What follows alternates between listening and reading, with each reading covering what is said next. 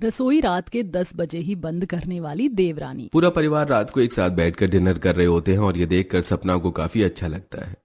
आज तो सब पेट भर कर खाना खा रहे हैं, चलो आज मैं आराम से सो सकूंगी। सपना ये सब सोच रही होती है कि तभी काजल और राहुल अधूरा खाना खाकर उठ जाते हैं। राहुल, काजल, क्या हुआ? तुम दोनों ने अपना खाना भी खत्म नहीं किया। भाभी मेरा पेट भर गया, अब नहीं खाऊंगा। और भाभी, मैंने दोस्तों के साथ बाहर कुछ खा लिया था, अब नहीं खाया जा रहा। माँ, बुआ और चाचू को भी डांटो, जैसे खाना ना खाने पर मुझे डांटती हो। देख लो, तुम लोगों की वजह से राजू भी बिगड़ रहा है। बहू अधूरा खाना खाकर जा रहे हैं ना, जाने दे। अगर तुझे परेशान करें तो दोबारा खाना मत देना। मुंह बनाकर काजल और राहुल अधूरा खाना खाकर अपने कमरे में चले जाते हैं, जिसके बाद सभी को खाना खिलाकर सपना भी आकर सो जाती है। और रात के 1 बजे काजल सपना को फोन करती है। भाभी सो गई क्या? बहुत भूख लग रही है, प्लीज कुछ बनाकर दे दो। भैया भी भूखे हैं, भूख बर्दाश्त नहीं हो रही। पर तुमने ही तो कहा था कि तुम खाना खाकर आई हो। फिर मेरे पास बैठकर बातें करना बंद करो और जाकर उन्हें खाना बनाकर दे दो, बेचारे भूखे हैं। अच्छा ठीक है। इतना बोलकर सपना नींद में उठकर रसोई में जाती है, जहां उसके देवर और नंद उसे सैंडविच और पास्ता बनाने को कहते हैं। भूख की वजह से तो नींद ही नहीं आ रही है भाभी, अब जल्दी से सैंडविच और पास्ता बना दो। हम दोनों अपने कमरे में जा रहे हैं और हमारा खाना कमरे में ही लेकर आ जाना। धीरे धीरे ठंड बढ़ती जा रही है, रसोई में तो अब बहुत ठंड लग रही है। भाभी अब थोड़ा जल्दी खाना बनाकर लाना, मैं तो चली कमरे में, बहुत ठंड लग रही है यहाँ तो। नंगे पैर रसोई में 2 मिनट खड़े होने पर ही राहुल और काजल को ठंड लगने लगती है और वो दोनों कांपते हुए अपने कमरे में चले जाते हैं। तो वहीं बेचारी रसोई में खड़ी होकर सपना फिर से ब्रेड निकालकर तवे पर सेकती है और कुछ सब्जी काटकर दूसरी तरफ पास्ता उबालने के लिए रख देती है और खुद से कहती है, अभी तो ठीक से ठंड भी नहीं आई, लेकिन लगता है शॉल स्वेटर निकालने पड़ेंगे जल्दी। रात में इस वक्त तो ठंड लग रही है, पर देवर और नंद को इससे क्या, जब भूख लगती है भाभी याद आ जाती है। रात के 1 बजे सपना अपनी नंद और देवर को खाना देकर सोने चली जाती है और काजल राहुल खाकर गंदे बर्तन सिंक में रख देते हैं। अब जब सुबह 4 बजे आशा रसोई में आती है तो गंदे बर्तन देखकर जाकर अपने बहू के कमरे का दरवाजा पीटती है। अरे ओ बहू, 4 बज चुके हैं, जल्दी उठ। ससुर जी को शहर से बाहर जाना है और मुझे तुझसे कुछ बात भी करनी है। यार सपना, तुम्हारी वजह से मेरी नींद भी खराब होती है, बाहर जाओ, माँ बुला रही है। दिवाकर के उठाने पर सपना बाहर आती है और आशा उसे रसोई में ले जाकर गंदे बर्तन दिखाते हुए कहती है, बहू ये क्या है, बता जरा। तुझे मैंने बोला है ना कि हमारे घर का रिवाज है गंदे बर्तन सिंक में नहीं रहने चाहिए। पूरी रात गंदे बर्तन सिंक में पड़े थे। माँ जी, मैंने तो सारे बर्तन साफ कर दिए थे। रात में नंद जी और देवर जी को भूख लगी थी, उनके लिए मैंने पास्ता और सैंडविच बनाया था, ये उसी के बर्तन हैं। जानती हूँ मैं तो खुद उन्हें टोकती हूँ, पर क्या करूँ, ये लोग किसी की सुनते कहाँ हैं। पर तू इस घर की बहू है, तुझे तो घर का ख्याल रखना चाहिए ना। अगली बार ऐसी गलती मत करना, जब तक वे खाना ना खा ले तब तक मत सोना और गंदे बर्तन साफ करके ही सोना। जी माँ जी, आगे से ध्यान रखूंगी।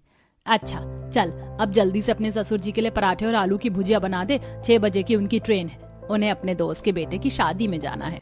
इतना बोलकर आशा वहां से चली जाती है। सपना कुछ आलू लेकर उन्हें काटते हुए खुद से बुदबुदाती है, बहू हूँ इसीलिए मना भी नहीं कर पाती, संस्कार बीच में आ जाते हैं। पर भगवान जी, मेरी देवरानी ऐसी भेजना जो इन सबको सीधा कर दे। सपना अपने ससुराल वालों की आदतों से काफी ज्यादा परेशान हो चली थी।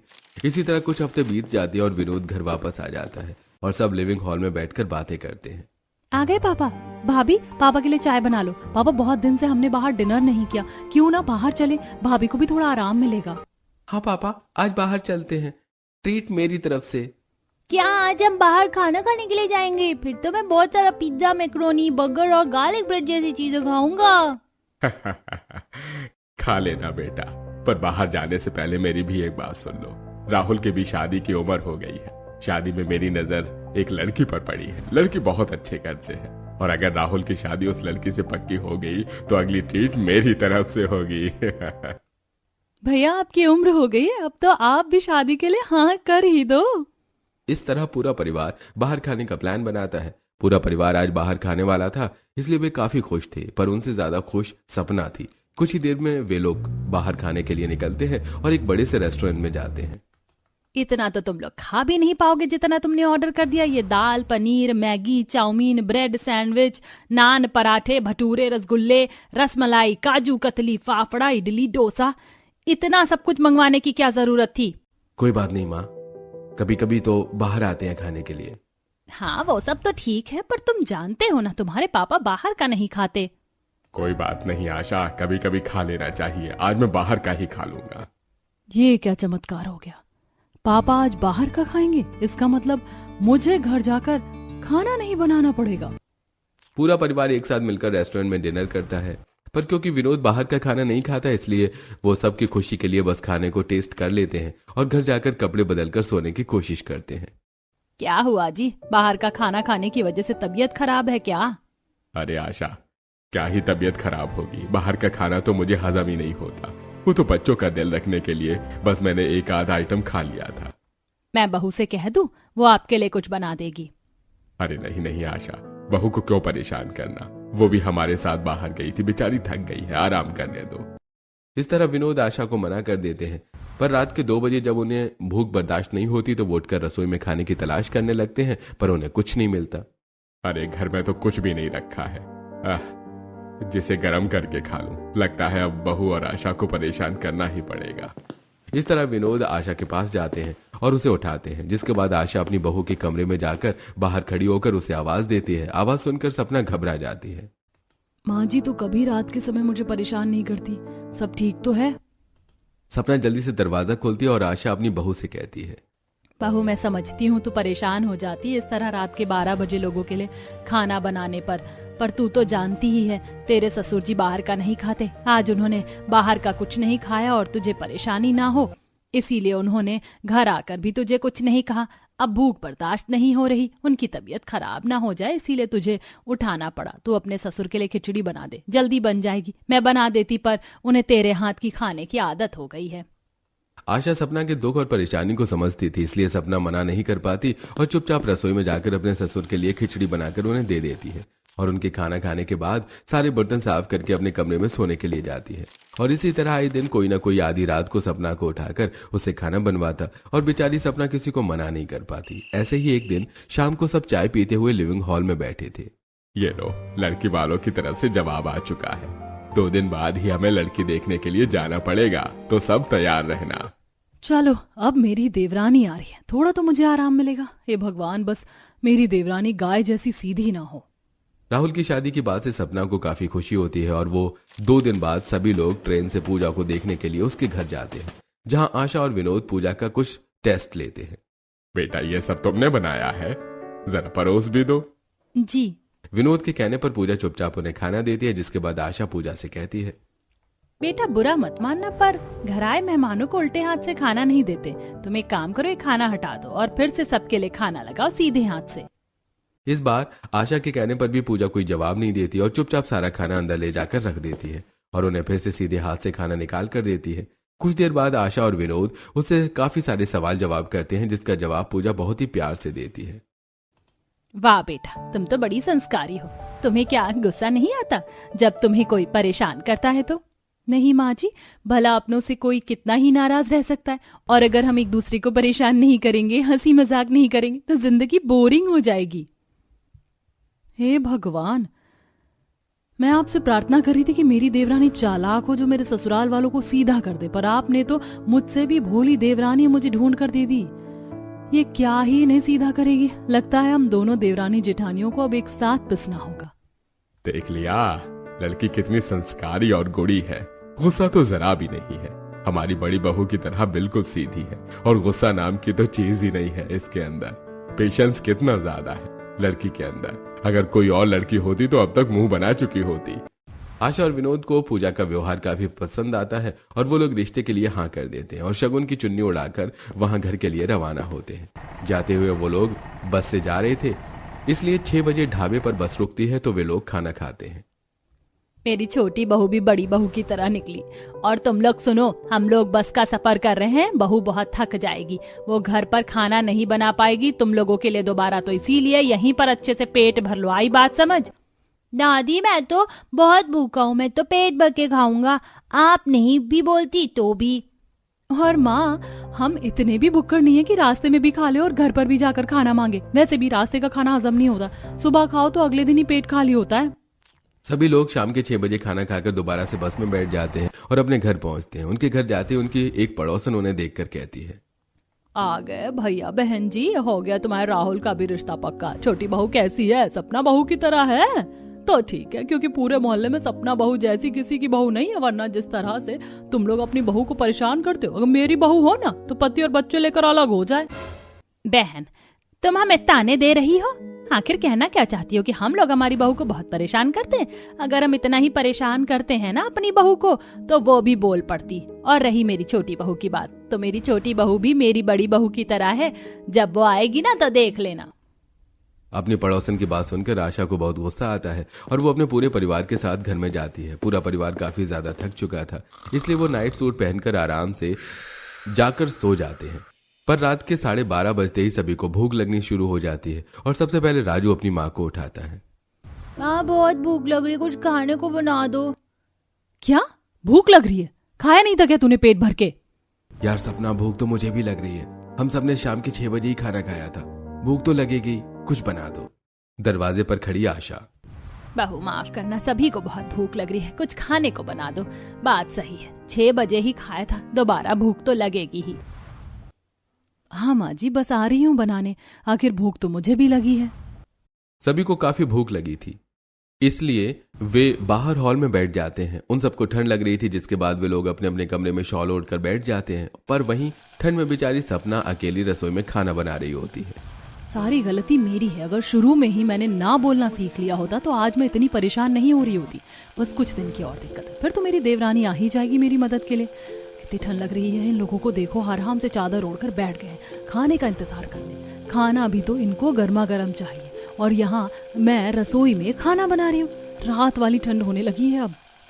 सभी ने शाम के 6 बजे ही खाना खाया था, जिस वजह से सभी को भूख लगती है। और इतने दिनों में पहली बार सपना अपने पूरे परिवार के साथ रात के 1 बजे खाना बनाकर खाती है। देखते ही देखते कुछ समय बीत जाता है और बहुत जल्द पूजा शादी करके अपने ससुराल आ जाती है और अपनी जेठानी के घर के कामों में काफी मदद भी करवाती है। 2 दिन बाद पूजा बहू, तेरे आते ही सपना बहू आराम करने लगी। तुझे घर में आए अभी 2 ही दिन हुए हैं। सपना बहू कहाँ है? माँ जी, दीदी की तबीयत ठीक नहीं है, इसीलिए मैंने ही उन्हें बोला कि वो आराम करें। आप सब खाना खाइए ना। भाभी, मुझे अभी भूख नहीं है, मैं बाद में खा लूंगी। ठीक है काजल, जब तुम्हें खाना हो खा लेना। पूजा अपने ससुराल वालों की हरकतों से अभी वाकिफ नहीं थी, इसलिए वो सभी को खाना देती है और काजल बिना खाए अपने कमरे में चली जाती है। कुछ देर में सभी खाना खाकर सोने के लिए जाते हैं, पर काजल को रात के 2 बजे भूख लगती है और वो रसोई में कुछ खाने का इंतजाम करने लगती है।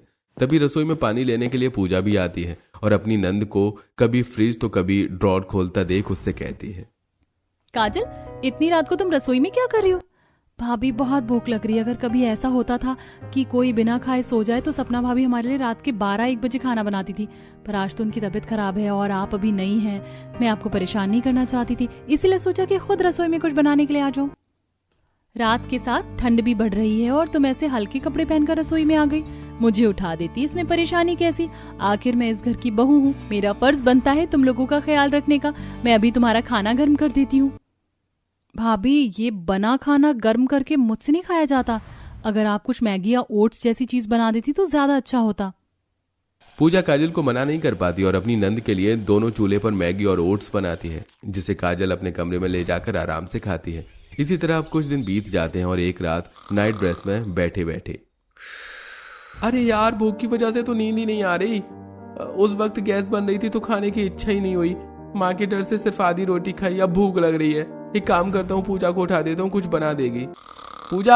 पूजा उठो ना, मुझे बहुत भूख लग रही है, प्लीज कुछ बना दो। क्या अभी भूख लग रही है? आपने खाना क्यों नहीं खाया था? यार तबीयत ठीक नहीं थी, अगर बना दोगी कुछ तो क्या हो जाएगा? उस दिन तुमने काजल के लिए तो बनाया था ना। ठीक है, बना देती हूँ। आधी रात में उठने की वजह से पूजा की आंख में दर्द होने लगता है और वो रसोई में जाकर अपने पति के लिए पोहे बनाने लगती है। तभी राजू भी सपना को खाने के लिए उठाता है, जिस वजह से सपना रसोई में आती है और पूजा को पोहा बनाता देखकर उससे कहती है, पूजा, तुम्हें भी आधी रात को भूख लगती है क्या इन लोगों की तरह?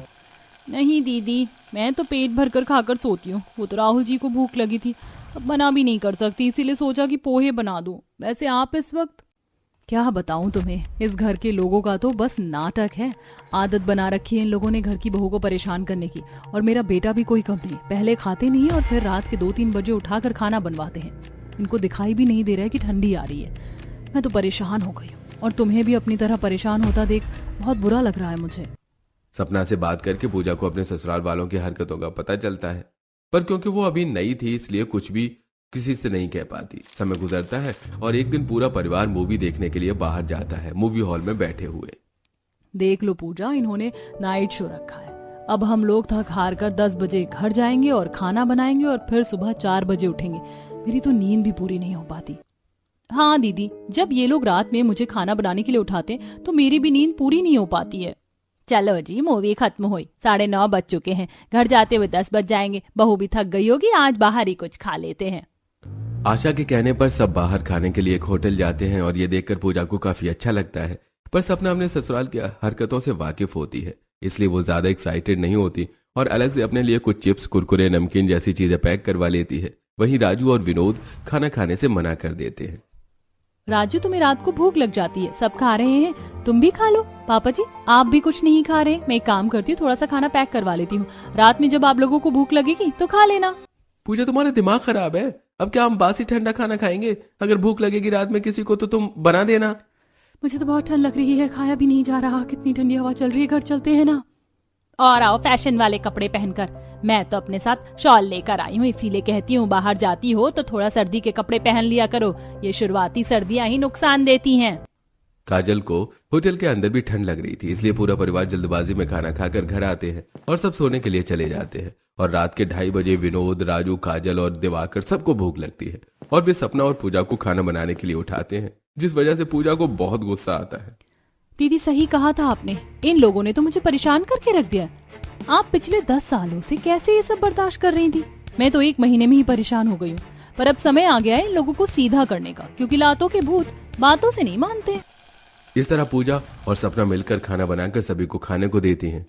माँ जी, पापा जी, राहुल जी, आप लोग तो संडे वाले दिन आराम कर लेते हैं और अपनी नींद भी पूरी कर लेते हैं, पर कभी ननद जी को तो कभी पापा जी को, कभी राजू को। इस घर में हर रोज किसी न किसी को आधी रात को भूख लगती है और परेशान हम दोनों देवरानी जेठानी को होना पड़ता है। इसीलिए हमने फैसला कर लिया है कि अब से 10 बजे के बाद रसोई चालू नहीं रहेगी। जिसको खाना हो वो पेट भर कर डिनर टाइम पर ही खा ले, और अगर खाने का मन ना हो या बाहर से खा कर आया हो तो अपना खाना कमरे में ले जाए, ताकि जब उन्हें भूख लगे तो खुद उठाकर खा सके और हमें परेशान ना करें। बहू, शादी से पहले तो तुम बिल्कुल गाय थी, पर तुम्हारे परिवार वालों ने हमें ये नहीं बताया कि वो अपनी गाय जैसी बेटी नहीं बल्कि सींग मारने वाली गाय जैसी बेटी दे रही है। आशा, सपना बहू ने आज तक किसी चीज को लेकर शिकायत नहीं करी और इसे देखो जरा। अरे गलती क्या कह रही है बहू? बिल्कुल सही कह रही है वो। अब से 10 के बाद रसोई बंद रहेगी। आशा अपनी दोनों बहू का इसमें पूरा साथ देती है, पर घर वाले इस बात को नजरअंदाज करके खाना खाकर चले जाते हैं। देखते ही देखते 2 दिन बीत जाते हैं और पूजा 10 बजे रसोई पर ताला लगा देती है। और इस बार जब दिवाकर को भूख लगती है और वो सपना को उठाता है तो सपना खाना बनाने से साफ मना कर देती है। अरे यार, आज तो पेट भर के खाना खाया था, फिर भी भूख लग गई। सपना कुछ बना दो ना। रसोई बंद हो चुकी है, ना मैं खाना बना सकती हूँ और ना ही देवरानी जी, और वैसे भी रसोई की चाबी देवरानी जी के पास है, तो उसी से जाकर बात कीजिए। इतना बोलकर सपना सो जाती है, जिसके बाद दिवाकर बाहर हॉल में आता है। कुछ ही देर में काजल भी बाहर आती है और वो भी रसोई के दरवाजे पर ताला देखकर अपने भाई से कहती है, मुझे लगा भाभी मजाक कर रही होंगी, पर इन्होंने तो सच में ताला लगा दिया। क्या करें भैया? करना क्या है, चाबी पूजा के पास है। राहुल को उठाओ और उसको बोलो कि वो चाबी ढूंढे। अब काजल राहुल को फोन करती है और राहुल अपनी जगह से उठकर चाबी ढूंढने लगता है। कभी वो तकिया हटाता है, कभी वो अलमारी खोलता है। ये देखकर पूजा की आंख खुल जाती है और वो अपने पति के सामने खड़ी होकर चाबी दिखाते हुए कहती है, क्या हुआ? इस चाबी को ढूंढ रहे हो? ये तो आप लोगों को मिलने से रही। एक दिन भूखे रहोगे तो अपने आप अकल ठिकानी आ जाएगी। इतना बोलकर पूजा उस चाबी को अपनी कमर में अटका कर सो जाती है और राहुल कमरे से बाहर जाता है और सारी बात अपने भाई और बहन को बताता है। पूजा भाभी तो सपना भाभी के बिल्कुल ऑपोजिट है। शुरू में कितनी अच्छी बन रही थी, अपने आप जाकर हमारे लिए आधी रात को खाना बना देती थी, पर अब देखो रसोई पर ताला लगा दिया और माँ भी साथ दे रही है। लगता है आज भूखा ही सोना पड़ेगा। न उन तीनों को चाबी मिलती है और न ही खाना। वो लोग जाने ही वाले थे कि काजल ने अपने फोन में ऑनलाइन खाना देखा और खाना ऑर्डर कर दिया। मैंने खाना ऑर्डर कर दिया है, आज बाहर का खाना खाते हैं। वो लोग ठंडी हवा में बाहर खाने का इंतजार कर रहे थे कि डिलीवरी बॉय आता है और उनका खाना देता है, जिसे वो लोग अंदर बैठकर खाते हैं। पर खाना कम था तो उनका पेट नहीं भरा। फिर वो अपने कमरे में जाकर सो जाते हैं। सुबह जल्दी उठकर जैसे ही उनके सामने खाना आता है वो लोग खाने पर टूट पड़ते हैं। तभी उनके घर काजल की दोस्त शिल्पा आती है, जो उन सभी को भुक्कड़ की तरह खाना खाते देखकर हंसते हुए काजल से कहती है, काजल तू कब से ऐसे भुक्कड़ की तरह खाना खाने लगी?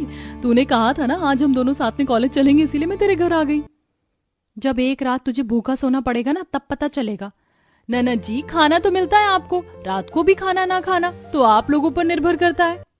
काजल मुंह बनाकर खाना खत्म करके अपनी दोस्त के साथ कॉलेज के लिए निकल जाती है और ये सब देखकर सपना और पूजा हंसने लगती हैं। देखते ही देखते एक दिन फिर से राहुल और दिवाकर बाहर से खाना खाकर आते हैं और जब पूजा सपना के साथ उन्हें खाना देती है तो वो खाने से मना कर देते हैं। माफ करना, मुझे नहीं खाना खाना, मैं बाहर से खाकर आया हूँ, पेट फटने को है। सोच लो, मैं खाना निकाल कर रख सकती हूँ कमरे में, अगर ठंडा खाना खा सकते हो तो, क्योंकि 10 बजे के बाद रसोई नहीं खुलेगी। घर की रसोई न हो गई दुकान हो गई, 10 बजे ही बंद करनी है। मत खोलना तुम अपनी रसोई, हमारा पेट भरा हुआ है। दिवाकर और राहुल आज भी बिना खाना खाए अपने कमरे में चले जाते हैं और रात के 10 बजते ही पूजा फिर से रसोई में ताला लगा देती है। रात के 1 बजते ही दोनों भाई के पेट से भूख की आवाज आने लगती है।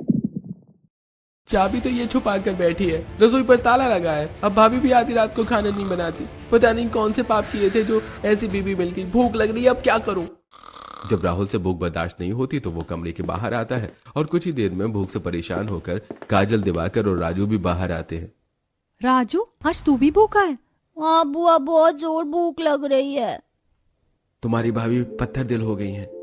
बेचारा मेरा बेटा भूखा है, हम लोग भूख सो सकते हैं, राजू थोड़े ना। एक काम करता हूँ, मैं और राहुल बाहर कोई दुकान देख कर आते हैं, अगर कोई दुकान खुली मिली तो हम कुछ खाने को ले आएंगे। बाहर काफी ठंड होती है पर फिर भी दिवाकर और राहुल ठंड में कांपते हुए रोड पर जाते हैं, पर दूर दूर तक उन्हें कोई दुकान खुली नजर नहीं आती। भैया, ठंड का मौसम है तो लोग 10 बजे से ही पहली दुकान बंद कर लेते हैं। और लोगों की तो छोड़ो, जब घर में एक ही रसोई 10 बजे के बाद नहीं खुलती तो ये दुकान कहाँ से खुलेगी? सही बोला। अरे घर चलते हैं और कुछ ऑनलाइन ऑर्डर करके देखते हैं, महंगा पड़ेगा पर भूख भी बहुत लगी है। अब दोनों भाई घर जाते हैं और ऑनलाइन खाना सर्च करने लगते हैं, पर उन्हें ऑनलाइन भी खाना नहीं मिलता। पापा कुछ करो, बहुत भूख लग रही है, मैं ब्रेड भी खा लूंगा। आप बस रसोई खुलवा दो और अब से मैं रात को खाना खाकर ही सोया करूंगा। बेचारा राजू, ये तो अभी छोटा है, भाभी को अपने बेटे पर भी दया नहीं आ रही और मुझे भी भूख बर्दाश्त नहीं हो रही। आप दोनों रहने दो, मैं अपनी किसी दोस्त को फोन करती हूँ। अब काजल अपनी दोस्त करिश्मा को फोन करती है जो कि सो रही थी, पर फोन की बेल की आवाज सुनकर जाग जाती है और बैठती है। यार तू पागल है, तुझे मैंने कितनी बार कहा है रात को खाकर सोया कर, जब कुछ ना हो तो अपने कमरे में रख कर सो। इतनी रात को तेरे भैया मेरे घर खाना लेने के लिए आएंगे तो लोग क्या सोचेंगे? तू कुछ और देख ले। मैं तो कहती हूँ अपनी दोनों भाभियों के पैर पकड़ ले, क्या पता रसोई का दरवाजा खुल जाए। मेरे घर में तो खाना है पर मैं चाहकर भी तुझे नहीं दे पाऊंगी, अब सोने दे मुझे। भैया, यहाँ भी बात नहीं बनी, अब शिल्पा से बात करती हूँ। काजल शिल्पा को फोन करती है। यार तूने खाने के लिए मुझे फोन किया है, पर आज तो हम लोगों ने खुद बाहर से खाना मंगवाया था, मैं तुझे खाना नहीं दे पाऊंगी। Good night. तुम सब एक नंबर की निकम्मी हो, मेरी कोई दोस्त काम की नहीं है। इस बार भी पूरा परिवार पूरी कोशिश कर लेता है पर उन्हें कुछ खाने को नहीं मिलता। अब चारों हॉल में ही कंबल ओढ़कर सो जाते हैं। सपना जब अपने बेटे को भूखा सोता हुआ देखती है तो उसे रहा नहीं जाता और वो पूजा से बात करती है, जिसके बाद पूजा और सपना 4 बजे सुबह रसोई में खाना बनाती हैं और उन लोगों को उठाकर खाना देते हुए कहती हैं, आई होप कि अब आप लोगों को समझ में आ गया होगा किचन में हम दोनों आप लोगों की वजह से कितना परेशान होते हैं। कभी कभी खाना खाने के बाद भी भूख लग जाती है, इसीलिए कमरे या रसोई में कुछ चीजें रखनी चाहिए और जब भूख लगे तो खुद स्ट्रगल करना चाहिए, ना कि दूसरों को परेशान करना चाहिए। नहीं आया ना कोई भी काम? हाँ भाभी, हमें समझ आ चुका है। हम वादा करते हैं अब से बाहर पेट खाना खाकर सोएंगे और कभी भूख लगी तो आपकी नींद नहीं खराब करेंगे। इस तरह पूजा अपने ससुराल वालों को सीधा कर देती है और अगले दिन से वो लोग पेट भरकर खाना खाते हैं और रात को अपनी भूख का इंतजाम करके सोते हैं। जैसे काजल ने अपने रूम में इलेक्ट्रिक केटल रखी और इंस्टेंट नूडल्स के डिब्बे भी। जब उसको रात में भूख लगती वो केटल में पानी गर्म करती और फिर 15 मिनट में इंस्टेंट नूडल्स बना के भूख मिटा लेती। तो वहीं रात को Raju healthy dry fruits laddu खाता तो दोनों भाई वेफर और पैकेट्स आइटम से काम चलाते। इस तरह पूजा और सपना को 10 बजे के बाद रसोई में कदम रखने की जरूरत नहीं पड़ती और वो दोनों आराम करती हैं।